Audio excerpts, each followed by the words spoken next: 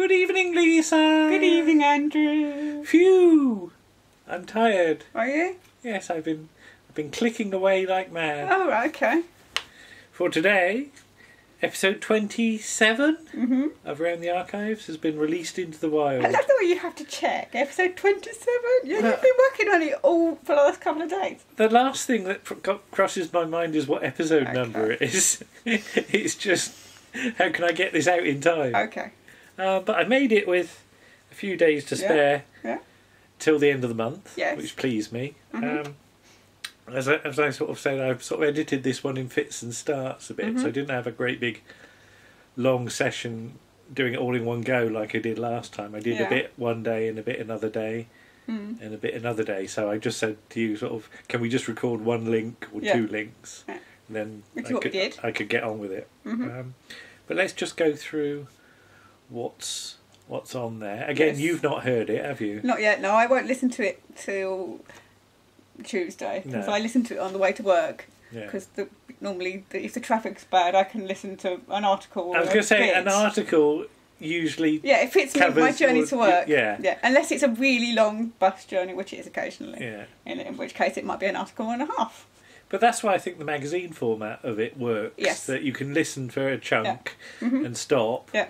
And then get on with the next chunk later on. You don't have to do it all in one go. God, I wouldn't expect you to do it all in one go. Not especially when they go over 2 hours, which they frequently do. Well, this one was nearly 2 hours, but once I trimmed down a few bits and pieces... for various reasons. It was just over 1 minute 52. 1 minute? 1 hour 52 minutes, sorry. But, what have we got then? So, well, do you want to hold yours up first? Right. The first article is by the lovely Martin Holmes, and it's The Blue Lamp, which is a little bit unusual for us, because we don't normally do films. Well, let me hold up, because Martin's done artwork for each of the pieces. So there is the Round the Archives cover for The Blue Lamp. And of course, because The Blue Lamp leads on to Dixon & Green, it does tie in with our remit. Yeah, I mean, we have done Dixon & Green a while ago now, when we looked at Firearms Were Issued. Yes, which is a fabulous episode. But as Martin says, there are so few episodes of Dixon Green that survive, and the black and white ones are very sparse indeed, that you don't really get a feel for the series as a whole, do you? No. So having The Blue Lamp as a sort of prequel. Yes. Well, it's weird, isn't it? Because it doesn't tie up. No. Well, no, because he's dead. That's the thing. Well, that was a spoiler. Sorry. No, it's all right. Martin sort of gives that away in the plot. Yes. Apparently, I mean, I don't know if it's true. I've never actually checked, but in Ben Aaronovich's books about the wizard policeman or policeman wizard, depending which way you want to put it, Blue Lamp is shown to cadets as a lesson as how not to approach a gunman. Oh right. Okay. This is how you don't do it. Oh, we should ask Warren that. Yeah. I don't know. I think I did ask him. I can't remember what he said, but we'll ask him again and. But it's interesting because Martin's piece is about a film that I know of, but I couldn't actually tell you what happens in it. No. Because I must have seen it at some point, but although you've got it there. Yes. I haven't actually seen it yet. When did we get it? Ages ago. Yeah, and we still haven't actually got around to seeing it. No, we're terrible. I think, I'll get that. And I get it, and we put it in the pile of DVDs, which we're not going to show you because it's huge, but if you saw it, you know. And then it sort of gets something put on top of it. It's like archaeological layers. Yeah. It gets further and further down the layer. To the Jurassic layer. To the prehistoric layer, yeah. But, it's interesting that there's 4 articles on this issue. 2 of them are by us and Warren, and the other 2 are by our guest writers, and they're both pieces about films or TV shows that I don't actually really know. No. So it's been an education for me, just doing the editing on it and listening to it. The Blue Lamp piece from Martin, he submitted it a little while ago now, I think, and when I wanted to make sure I got the editing right, because he did the useful thing that he sent it in a number of chunks. Yes. So that he'd written it all out and he read it out, and if he stumbled, he'd just stop, go back a bit, and restart it. And I always say that's the best. It's better than us. We leave our stumbles in. Yeah, best thing to do. But I just wanted to make sure I'd done the edit right. So I asked him, could he give me the written version of it as well? Because I know he writes them all out. Usually he puts them on his blog a day or two after I've released the actual issue. This time I said to him, can you just send it to me so I haven't got anything wrong in the editing? So it was easier for him to activate the blog, and then I could just click on it and read it through, which is what I did this morning. Okay. I just had the tablet and I was just reading it through as I did the edit to make sure I'd got it all right. So if you looked at his blog, you could have actually read the piece before it was released. Yeah. And I said to him, this is like the Five Doctors novelisation that was in the shops before it was actually shown on telly. I don't remember seeing it in the shops before. It was only in certain places. I don't know. Did you see it in the shops, or you can't remember? I didn't get Five Doctors for quite a long time after it was transmitted. I wouldn't have got it in 1983. I was only 11. I didn't have that much disposable income at that point. So I'm just interested whether anyone's listened to the issue, having read Martin's piece beforehand. Well, let us know if you have. Yeah, it's just a fun little wrinkle. Anyway, what's next? Something that isn't on DVD, sadly, but let's hold up Martin's piece again. And you may have seen this on the blog already, but there's you and me in a helicopter. Yes. Getting our choppers out. That's what it says. Round the Archives gets its chopper out. Okay. Which is most appropriate, because this is Treasure Hunt, Dorset, which is just full of innuendo. Oh God, it is, yes. They are filthy. Our piece is full of innuendo. Yes, but we are influenced by them. But so is the actual episode. Yes. There's Annika going on about Dorset knobs, and Wincy Willis going on about gingangoolies, and it's really terribly naughty. It's very naughty, yes. But I was going to say, you remember Treasure Hunt? I do remember Treasure Hunt, yes. And once we'd done the article, viewers of our sort of channel may have noticed that we did an extra Treasure Hunt piece on the Isle of Wight thing, and then we also watched the celebrity special in London, didn't we? Yeah, because it popped up. We did the Isle of Wight one because we've been to the Isle of Wight, and Warren has lived on the Isle of Wight. Yeah. So we thought, we'll do that because we'll recognise. Well, so's Kenneth Kendall and Annika Rice. Yeah. After the video, after the episode. Well, Annika Rice been there before, but I think Kenneth Kendall moved afterwards. Yeah. After the episode, but so we thought, we'll watch it, and we did the video. Got possibly slightly overexcited. And then underneath that one, there was another treasure hunt from, I think it's probably from, I don't think it's from the same series. And it was a celebrity one, and it had Annika Rice and Kenneth Kendall in the studio, and I was like, that looks interesting. Who were the runners then for this one? Well, it depends if you want to watch it and not be spoiled, but I'm going to tell you, so this is a spoiler alert. Put your fingers in your ears. Yeah. It's Gemma Craven. Yeah. Which took us ages to work out who it was. Wayne Sleep. Wayne Sleep's who's good value. Got a really good line in innuendo. And Kenny Lynch, who was absolutely petrified in the helicopter. Yeah, he didn't like going because up, there was no door on it. Because somebody said to him, "Well, you've been in a helicopter before, and but it had a door on it." But he was very good value, and it's just they all did very well actually. But getting back to our piece, it's fun to see your local area being sort of represented in the game show. Yes. And I'd say some of the clues weren't too difficult. The first one was fairly easy, the Baden-Powell one. Yeah. But I certainly might have struggled over some of them if if you didn't know. Yeah, because did you?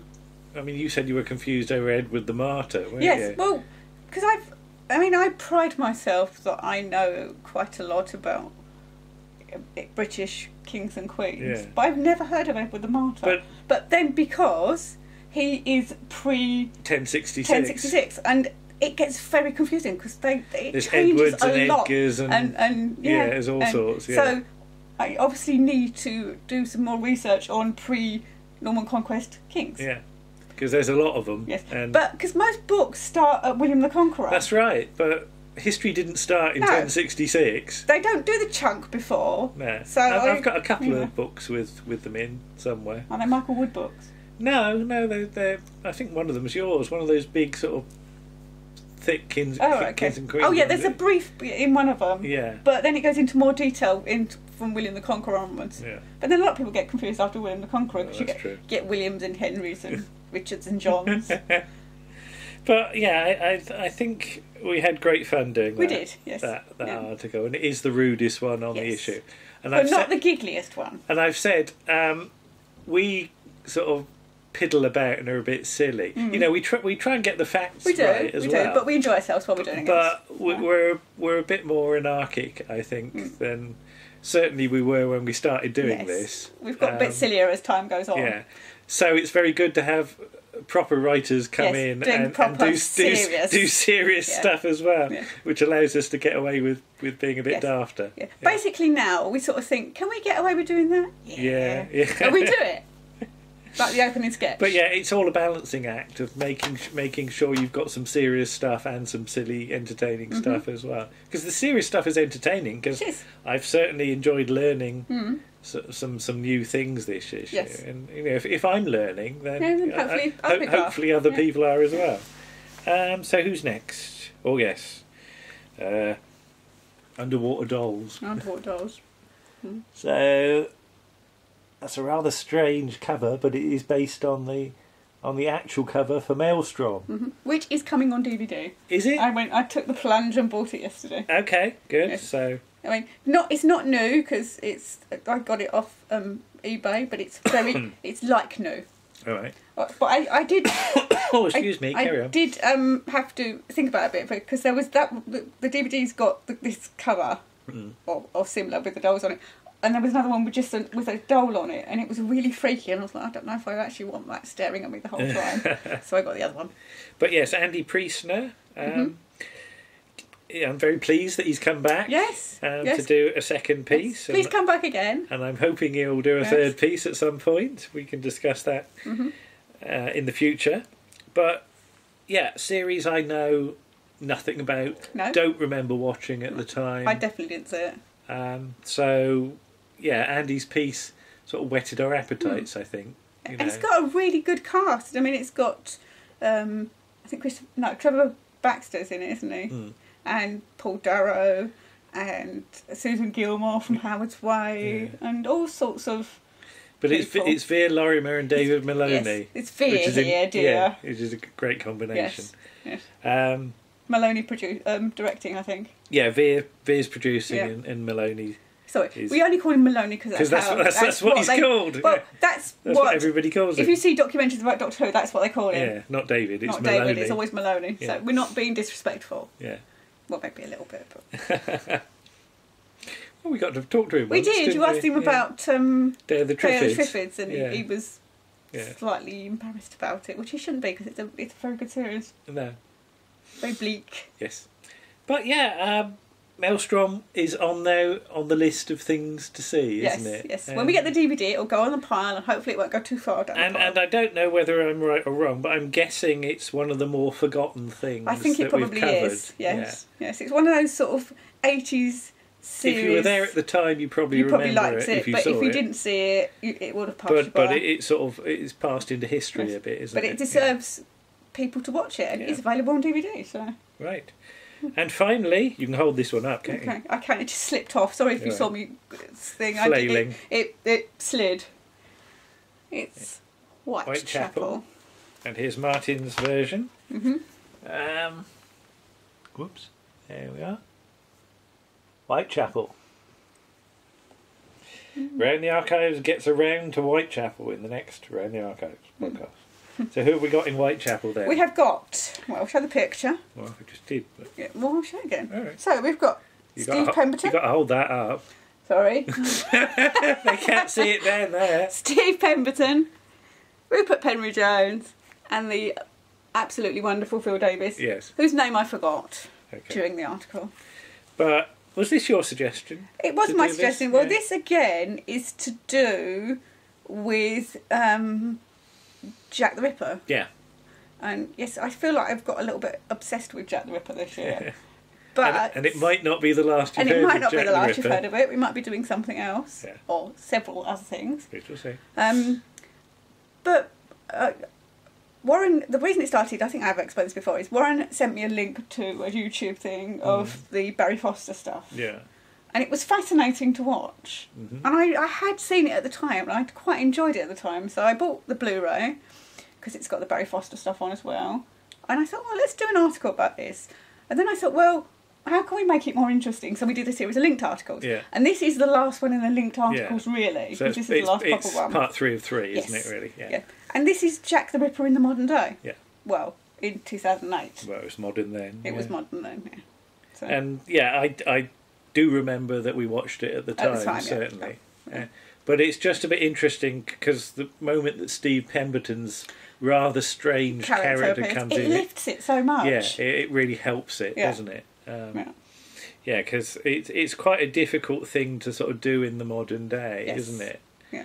And as I said on the piece, I wasn't quite sure what sort of vibe they were going to go for. No. Was it going to be very, very realistic? Mm-hmm. In which case, I might have been put off a bit. Mm. But yeah, having Steve and indeed Phil Davis as well, I have to say, who can be an eccentric performer. Yeah, they're the two characters I really sort of gravitate to. They're the most interesting ones from my point of view. But yeah, because we've said, we've done the old Ghost tour here and there, and Steve Pemberton does a Jack the Ripper tour. Yes. Yeah. And you can do Jack the Ripper tours. Yeah, but you've just never done one. No, well, I've never felt the need to do one because it freaks me out a little bit because of the crime's nature. And I don't want to go to the places where these things happened because I have a very overactive imagination. You wouldn't sleep. And I wouldn't sleep. No. Okay. I actually have to. When we've done all our Jack the Ripper things, we've generally done an episode of that and then done something else. Yeah, afterwards to take the edge off of the it. goodies or like something. the goodies or Yeah, something. So and I actually sometimes I've gone to bed and I'm still thinking about it and I have to make myself stop thinking about it because I freak myself out otherwise. But all in all, I'm quite pleased with 27. Yes, it's good. It veers more towards drama this time, doesn't it? When you think about it, because you've got the Blue Lamps, a fairly serious film, and even with Jimmy Hanley in it, and Maelstrom and Whitechapel are fairly sort of heavy things. So you get all the silliness in the treasure hunt. So we're piddling about on treasure hunt, although we did get the giggles. You and Warren got the giggles. Whitechapel, didn't we? I say the most innocent of sentences, and that's it. Interfering with a fireman, and I checked, and is a fireman. It is a fireman. I thought I said with fireman. Yeah. Okay. Well, yeah, but you know what I mean. So I've edited it so that you can tell there's an edit, and then I've stuck the outtake right at the end. So hang on beyond the end titles. So because you'll get a minute of Warren giggling like a girl. And you said you felt his shoulders going up and down because you were sat next to him. I was sat next to him, and he was laughing silently at first, but I could feel his shoulders going. Yeah, and that just he couldn't hold it in any longer. Really. On the actual waveform of the outtake, you can see this wobbly thing going up and down, which is either Warren's shoulders going up and down or me jerking my hand as I'm holding the recorder. I can't tell, but there's a very definite waveform on there. You can actually see, not just hear us laughing, but you can see the movement of it. It's really, really quite weird to look at. Wow. But I was going to say I finished editing and I uploaded it, and then I didn't really know what we were going to do for 28. And now we've decided. And in the car, we decided, didn't we? And again, it's one of those things that's just sort of happened a bit by accident. It wasn't planned 24 hours ago, but suddenly we've realised we could do a themed thing for November. Yes. And I'll just say it's themed at the moment because Martin had already delivered something. Yes. We were going to do something in our sort of Jack the Ripper-y type things. Yes. Martin had already done another bit of artwork that I just suggested out of the blue, and I hadn't really thought about it. No. But it is something you were considering doing for next Wednesday because it's Halloween. Yes. instead of Are You Being Served?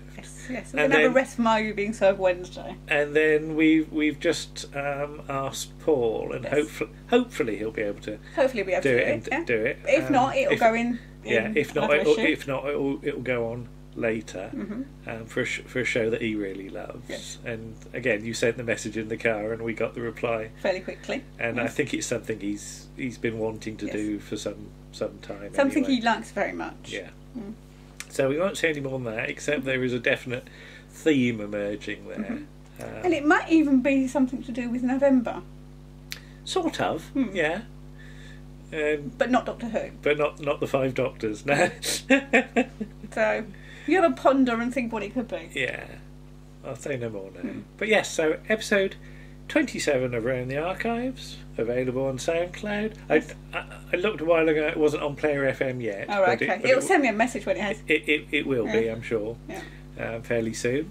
And another almost 2 hours worth of our ponderings. Nonsense.